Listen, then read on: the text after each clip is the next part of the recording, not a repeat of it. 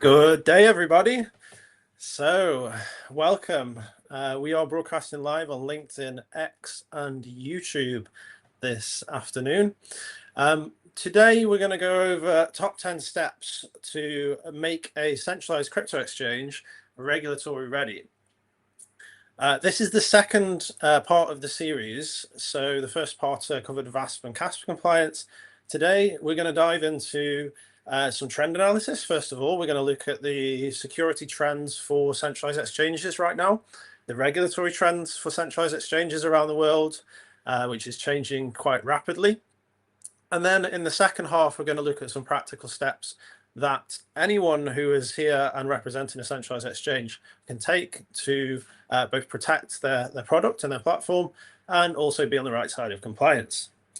So my name is Bryn. I'm security and compliance partner at Hacken. I have been in Web3 professionally for 5 years, but I've been a customer of centralized crypto exchanges for many more than that. I originally got into this industry from the supply chain industry. I was trying to automate some of the parts of that business with smart contracts. I spent several years working in Web3 privacy projects. These now have present a huge challenge for centralized exchanges with the new regulations around private coins. I've co-founded a DAO, been a part of many others, and I really feel like cybersecurity is the biggest challenge right now facing our industry. We have a lot of, almost on a daily basis, hacks and scams and crimes going on, unfortunately, and I feel like it is the biggest barrier to mass adoption of this technology. So hence why I work at Hacken. Our mission is to make Web3 a safer place. Hacken has been doing that for the past 8 years. We have a big team. We have over 150 staff and 60 plus engineers and auditors at the last count. So yeah, we're probably one of the biggest providers in the blockchain space in this regard. We also work with some of the biggest names in the industry. For example, we have a bug bounty on Ethereum Foundation's account abstraction module live right now on Hackenproof. We have done audits in the past for Binance. In fact, we found a critical issue there I'll talk about later. We work on several smart contract audits for the European blockchain services infrastructure on the digital identity stack. And then you will find Hacken accredited as auditing many banks and institutions that are coming into the space, many of the top layer ones in the industry. And we also work directly with regulators like Abu Dhabi's ADGM. Yeah, truly, we're a global company. We have offices all over the world. So, the current state of centralized exchanges, they're still the most powerful players in crypto trading. They see superior trading volume and liquidity compared to DEXs still after some years now of DeFi industry development. There has been few impactful attempts to implement cybersecurity regulations for exchanges over the past few years. This does look like it's changing, and we're going to dive into why and how a bit later on. Potentially, yeah, probably FTX was the turning point in the minds of regulators, this huge collapse of that centralized exchange. We see a huge push from institutions coming into Web3. TradFi is aiming to overtake crypto, we say, with private blockchains, permission blockchains, centralized stablecoins, and they already have a huge arm influencing regulation as well. And we still see a lot of security breaches on centralized exchanges. Unfortunately, the hacks on centralized exchange infrastructure have skyrocketed in the past 2 years. And largely this is due to Web3 specific operational risks. Okay, so let's continue. On the institutional side, we've seen a growing adoption. So there isn't many major banks and institutions that haven't announced some kind of blockchain infrastructure project right now. Since the Genius regulation in the US, stablecoin adoption is on fire right now, and real world assets tokenization has been attracting a lot of liquidity and a lot of growth over the past 2 years. We're seeing a lot of innovative projects launching, both public and private blockchains. We're seeing that major payment providers are integrating stablecoins into their stack. PayPal, Circle, BlackRock, you name it, they're all integrating stablecoins, and there's new announcements every day in this field. We've seen 5.94 billion and rising tokenized real-world assets coming on chain, and I truly believe that we will have every asset possible tokenized in the next 5 to 10 years. I truly believe that. Leaders in the space would be BlackRock with their BUIDL program and Franklin Templeton with Benji. And we're seeing the growing interest in central bank digital currencies from the various central bank institutions around the world. Over 93% of them are actively engaged in some form of CBD research right now.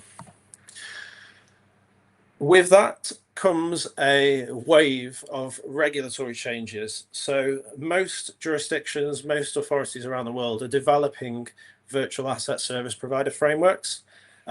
The compliance deadlines for many of these fall between the Q2 of this year and the Q4, the end of this year. So some of probably the major players are the EU, which introduced MiCA and DORA. We'll talk about that soon. The UAE, both Dubai and Abu Dhabi, have very strong frameworks. The US is becoming a player with the Genius Act and the Clarity Act, which is being debated right now, I believe. Yeah, it's been a few years of regulatory grey area in the US, but it seems like there's a much more crypto-friendly environment there. So we're expecting some major changes to come from the United States. And then you've got players like the Bahamas coming in, jurisdictions like Bahamas coming in with different frameworks, Switzerland, Liechtenstein, Singapore, you name it. Around the world, regulatory frameworks are being developed and implemented. And if we want to have a global business operation, we need to adapt to all of them. So some examples here. If we look first of all at the UAE, so VARA's framework in Dubai, this example has monthly proof of reserves audits as mandatory. It has a requirement for real-time 24/7 monitoring of transactions and quite a big penalty framework as well for non-compliance. So yeah, and my patch where I work and where most of my clients and partners are is Europe. Particularly interesting here over the last couple of years is the CASP license framework, which includes MiCA. MiCA is probably the regulation that many people are talking about right now and over the last couple of years. It kicked in really operationally in Q3 of this year. And it has quarterly segregation reports, advanced AML and CFT controls. The other side of this European framework is DORA as well. So actually, in order to get the CASP license, you need to be both MiCA compliant and DORA compliant. We have a whole series of workshops on our YouTube channel about how to get DORA compliance. It has a lot of cybersecurity requirements, including yearly penetration testing, free early threat-led penetration testing. If you would like to dive deeper into that, you can head to our YouTube channel, go to the live section, and you'll see the DORA workshop there. Bermuda's BMA framework is interesting because it has the controls for key generation and seed entropy. So they're looking at access control and key management there.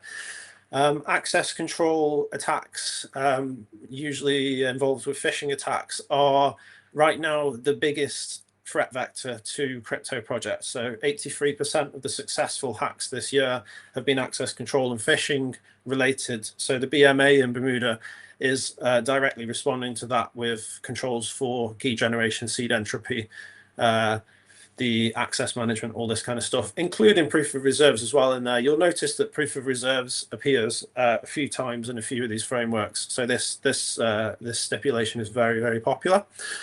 In the US, we have AML and KYC programs as mandatory, suspicious activity reporting, both federal and state level licensing. But as of yet, the regulation is still in development in the USA, across much of the USA. Over in Hong Kong, very interesting for us, we have a mandatory security audit and penetration test there. So this is the work that we do on a daily basis. we must verify that platform integrity is good. And also there must be due diligence around token listings and virtual asset trading platforms as well. So yeah, just a general overview of some of the different approaches that regulators are taking here, particularly in my patch in the European Union.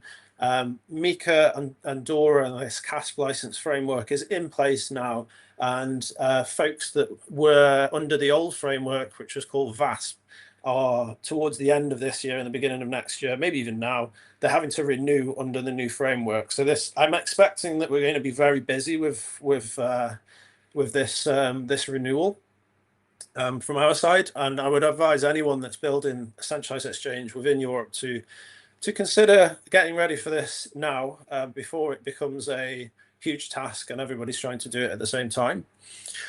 Yeah, some of the major developments in Europe then. So over in Austria, Bybit secured a MiCA license after a threat-led penetration test that we did.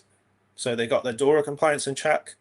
They did that during the course of their application for the CASP, and then they were granted the CASP by the FMA in Austria. Binance has been updating its operations in Poland with stricter AML controls and full user verification under the national VASP CASP regime. So Poland is an interesting case because they were a bit later to implement MiCA, and Binance is still adapting now. OKX has secured a MiCA license in France, so the company can offer spot trading, custody, and crypto to fiat services across the EU. Kraken has been based in Ireland for many years, and they got a license to operate from the central bank there. And Coinbase obtained their license via Luxembourg. So you can see that the major centralized exchanges who have global operations are often setting up EU subsidiaries and going through this license application as an EU company. And they're choosing different jurisdictions. And as you can see, that each one seems to have chosen a different jurisdiction. With each jurisdiction, there comes some local implementation that you must be aware of as well. So it's very, very important to work with your legal team to understand that. What do we know? Time is running out for centralized exchanges to get ready for these regulations. So in Europe, I'm expecting that the end of this year is going to be a huge rush of people trying to adapt to the new CASP framework. Across the world, we've seen that this self-regulation atmosphere, well, this era of self-regulation has failed. So the legislators aren't very happy about repeated centralized exchange failures and collapses. They now require segregation, KYT, travel rules generally across the board, more and more proof of reserves coming into play as well, live monitoring and incident reporting too. There is a new global agenda, so businesses that want to operate globally now have to adapt to the local jurisdictions in the EU, UAE, Hong Kong, wherever they are. There is hard deadlines as well. So MiCA and the CASP regime came into force just towards the end of last year. DORA went live on January 17th this year. Across the world, the deadlines are coming or past. Sometimes there's implementation periods or grace periods. Sometimes there's not. For example, with the US, this FinCEN MSB license framework, this doesn't have a grace period for the OFAC and MTL compliance. So I just wanted to break off here a little bit from the presentation before we go into the next half, and just show you some practical examples of how proof of reserves audits, number one, and pen test look. So just bear with me a second. Okay, so essentially what we saw in the last couple of slides is that lots of jurisdictions are asking for proof of reserves audits. So I just wanted to take some time and show everybody what a proof of reserves audits looks like. So this is one that we've just completed for Bybit on August 25th. And essentially the audit's a few pages long, but essentially it goes over all of the assets here in scope. Okay, what networks are in scope, how many holders, lots and lots and lots and lots and lots of wallet addresses. And then we do an independent attestation of these assets being solvent, being what's being presented is attested to. And here we've assessed that there's actually more than 100% collateralization on all of the assets on Bybit's exchange, which is fantastic. That's what we want to see. And then the Bybit team have publicized this as well. During our process, we've had two auditors go over these numbers, a lead and an auditor, to present this.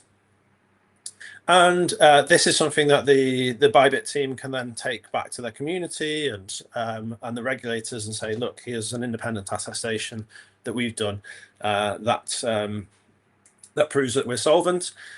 How this works is usually with about 3 or 4 weeks setup time for the initial scripts to be built, and then the continuous recurrent proof of reserves attestation that can be done on whatever cadence is necessary. So if the regulator's asking you for weekly, daily, monthly reports, those can be provided as and when is required.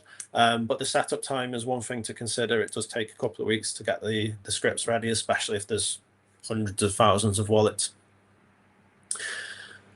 I also wanted to show some examples of penetration testing as well. So here is a latest pen test from the MEXC exchange, and this is a security assessment. So this is where professional white hat penetration testers have gone in and tried to find low-hanging fruits and exploits where they can get access to systems or get through password controls and this kind of stuff. Yeah.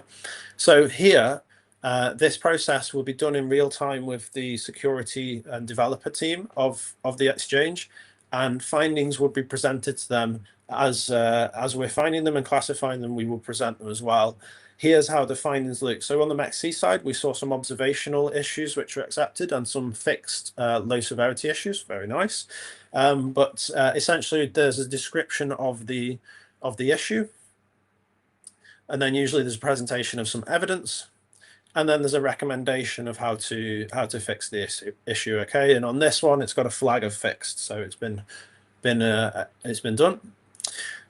Here's another example from the Pionex exchange where we actually found some high severity issues. So these are classified by the impact that this exploit could have done.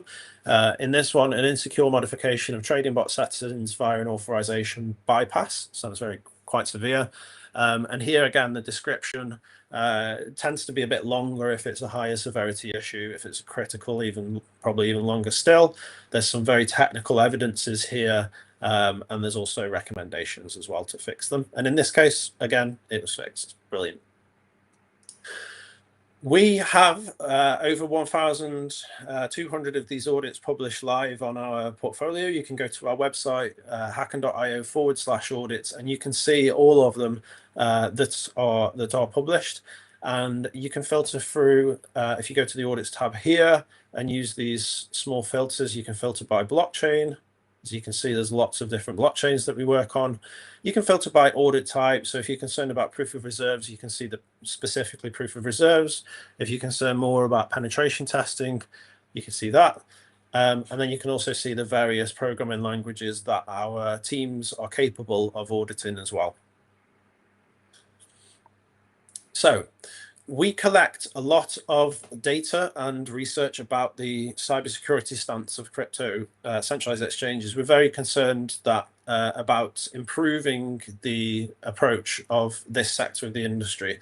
So the team over at Sir.Live, which is independent of the Hacken team that I work for, they do deep research into all of the centralized exchanges and publish it over at CER.live/exchange. You can see all of this. And yeah, it's feeding into the methodology is all sorts of different factors. Let's just pick one example here to look at. So we're looking at factors of server security, user security. Has there been a penetration test over the last year? Is there an active bug bounty program live? Are international standards like ISO 27001 being followed? Has there been a CCSS audit which specifically covers access control and key management? And is there an insurance fund if there is an incident? Are the users going to get refunded? And you can read into the methodology here on Sir.live and see all of the steps that influence this progress in more detail. This score that we give here on Sir.live influences CoinGecko's trust score. So if a centralized exchange wishes to be the top of the table in terms of trust score, then they must have a good cybersecurity approach. And this has become the global standard for centralized exchange cybersecurity. Okay, let's go back to the presentation and go over some steps that every centralized exchange can take to prepare. So there's 10 steps here. We're going to go through each one in a bit more detail throughout the course of the second half, starting with financial accountability. So having audited financial statements, having an independent audit of those finances is the ultimate goal. It's going to become more important over time as this industry gets regulated more and more. One of the steps you can take to get there is having a proof of reserves audit on a regular basis over all of the crypto assets on the exchange, and proving that you're solvent whenever the regulator asks, whenever the community of investors and users asks as well. And then also disclosing liabilities, any exchange-owned tokens, outstanding debts, and this kind of stuff. In the wake of the $1.4 billion Bybit hack earlier in the year, they recovered very quickly over the course of a weekend. I mean, it was 5:10 on a Friday afternoon when that happened. I just messaged our team to see what people were doing at the weekend yeah, the hack happened straight after that. So essentially people were back in the office. Learn a lesson that day. I won't be doing that again. But they recovered their reputation by having an emergency proof of solvency audit over the weekend. And by Monday, largely the market have recovered. Most centralized exchanges out there don't conduct regular proof of reserves audits, which leaves this big question about whether they are solvent. But kudos to Bybit for completing that and proving that they were. There's an important distinction between a CEX, centralized exchange, and a broker in the industry. So CEX manages its own order books internally. It provides direct market access for the users. It maintains independent liquidity, whereas a broker would source liquidity externally, mirror larger exchanges, and route orders through other venues. So we believe that this needs a clear definition that platforms mirroring liquidity must disclose the setup that they have. We think that the cooperation between aggregators and regulators is essential there as well. Verification of digital assets on chain and monitoring of those is essential. There should be regular supply audits to make sure that the circulating supply data is good and hasn't been manipulated. This can cause huge fluctuations in pricing of digital assets. That bridges and the supply passing through bridges between different blockchains is accurate as well. This is often an area that hackers have targeted in terms of exploiting funds as the bridges between different blockchains. And centralized exchanges should provide the tooling to track major supply changes and wallet distributions. There should be public knowledge. Tokens failing to provide supply updates on a timely basis, you guys should have a delisting policy in place for them, because the top wallet disclosure alone is just not sufficient to prevent these mint and burn attacks and price manipulations. Again, following on from that, investor disclosure as well. So having third-party verified pre-sale investor details will become more prevalent, we believe. Having initial investment terms and conditions and entry prices of pre-sale participants will become more prevalent. It's just the same stuff that we see in stock markets, you know, and traditional markets. Wallet tracking, so monitoring pre-sale wallets and where they're going to exchanges, particularly important if you are in the European Union. Balance disclosures, so exchanges will be asked to report these holdings.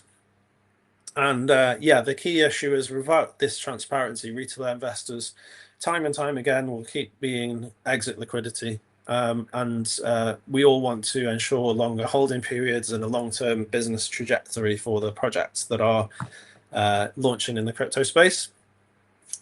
Coming along is advanced KYC and CDD requirements for users of crypto exchanges. Like, we all know that KYC is the baseline these days, but it's been the question has been asked about holder intelligence. So getting a clear picture of who deposits funds, how they behave on chain and in the centralized exchange, and how the risks evolve over time.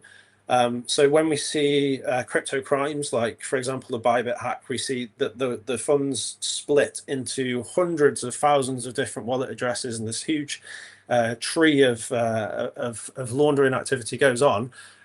Centralized exchanges need to have systems in place to track that and be aware of that and respond to flags. We're going to talk about flagging a little bit later as well. But yeah, stuff like total holders count, average holding time, trader percentages, holder distributions is all important here, and accumulation trends as well, to prevent price manipulation. And most important from our side here at Hacken is the security framework. So many centralized exchanges have penetration testing, maybe because they're required to by platforms like Sir.Live at the moment. But it's not sufficient. There needs to be a defense in depth approach. So having an annual penetration test is a great thing, but it needs to be complemented with post-deployment solutions like a bug bounty. It needs to be complemented with audits on chain parts of the stack, like any smart contracts or bridges in and out of the centralized exchange. There needs to be a very robust review of supply chain security as well. We saw a huge exploit on NPM packages just last week there. So and one NPM package in particular. So this is a package that developers will pull into their code base. You would write NPM space debug at the start of the code. It pulls the package in. In fact, the debug NPM package was compromised, and crypto exploit software was installed into that package and pulled into code base. So it was quite a scary moment last week when lots of hundreds of millions of weekly downloads of that package were affected. Essential to audit the supply chain and the third-party suppliers of your stack. And then also look at international frameworks as well, like SOC 2 and ISO 27001. So the biggest and best crypto exchanges in the space all have these now. And then there's very blockchain specific controls like CCSS. This is a standard developed by C4, cryptocurrency cybersecurity consortium. And it specifically covers access control and key management issues. So during that process, maybe it's an auditor from Hacken or another provider that's doing it, but it's then peer reviewed by another CCSS auditor. And we truly feel that this is the gold standard. Having a level 3 CCSS on your key management and access control systems is a fantastic way to avoid being breached. Okay. The next part is IT control audits as well. Every exchange should have an independent audit system. This can't just be an internal operations to make sure they're not manipulating user balances, not trading against users or exploiting the futures markets. There was this case many years ago in 2019. It feels like ancient history in blockchain now, of Quadriga CX. Where the team there was, I mean, they were doing all sorts of stuff, putting paper wallets in safes of their users' funds, just generally bad approach to internal controls there. But with a bit of external oversight, it could have potentially been resolved, and 76,000 people wouldn't have lost $169 million there. Having an automated system is absolutely essential. We can't all be online 24/7 as much as we would like to in this space. So having live monitoring and detection of exploits and also compliance infractions as well is absolutely essential. We developed Extractor to be able to do that. It sits on chain and over the CEX as a 24/7 AI powered COP. and it detects hackers trying to steal liquidity or to exploit systems or mint fantastic amounts of tokens. It detects money launderers, and when it detects them, the triggers and the responses can be set automatically. So for each different scenario, your response would change. If, for example, if it was a person who's been identified as a cyber criminal and trying to launder funds, probably you would just block them from being, blacklist them and freeze them out of the system. But if it's a hacker trying to steal liquidity, then the response would be more severe, and you will probably move that liquidity into a secure environment while you did a post-mortem and the dev team confirmed that everything was okay. We're seeing a trend that big no transaction providers don't react quickly to address poisoning attacks. That malicious actors are sending small amounts of crypto to legitimate wallets, and then by mistake, users are sending huge amounts of crypto back to the attackers. Yeah, on the terms of flagging as well of addresses, if that's done too aggressively, there could be risks there as well. Okay, yeah, real-time blacklisting, so immediate flagging of hacked wallets is a necessity.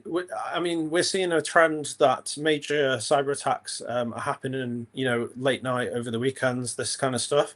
So there needs to be systems in place to notify other exchanges and to be able to respond before they're able to get in there and take the money back to fiat, which is often what the launderer wants to do.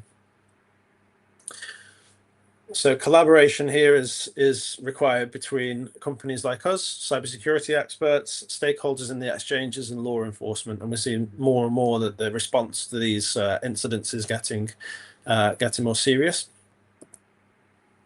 So the path forward is in all of our hands. We all need to work together and make a foundation and license map to map, for the business approach, which jurisdictions do you want to operate in.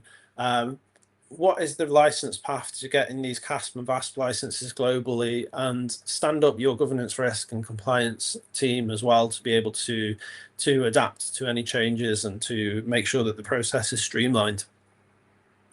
With regards to customer and asset safeguards, then KYC and KYT is mandatory in most of the world. The travel rule is live as well. There's huge sanctions for infractions against that.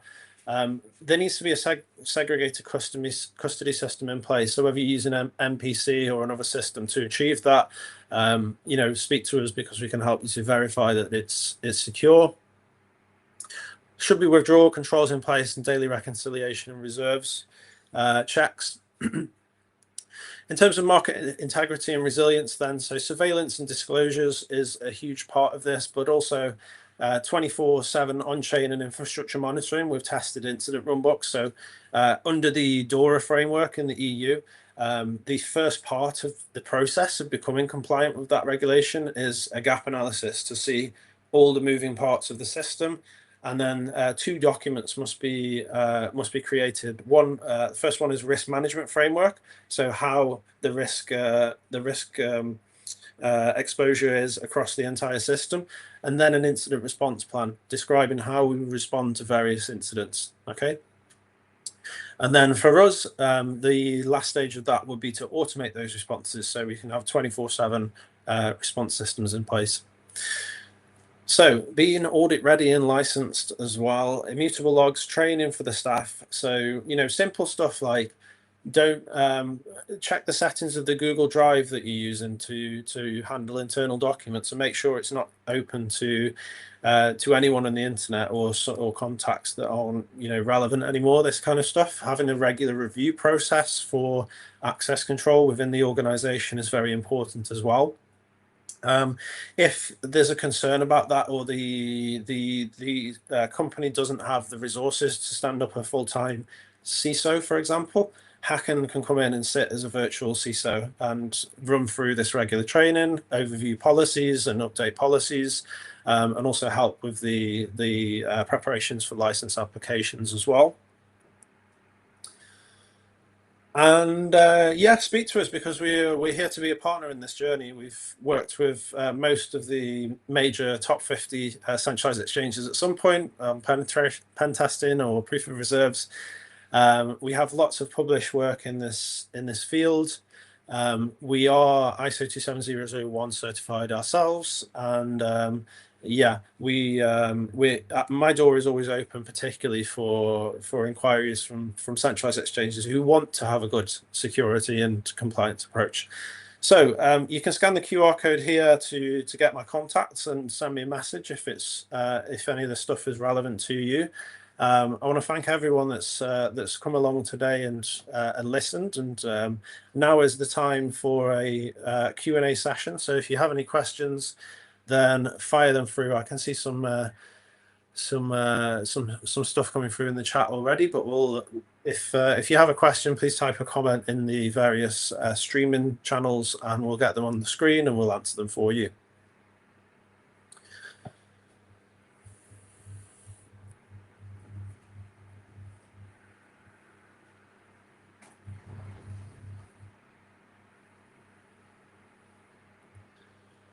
Why not have a little bit of music while we wait for some questions?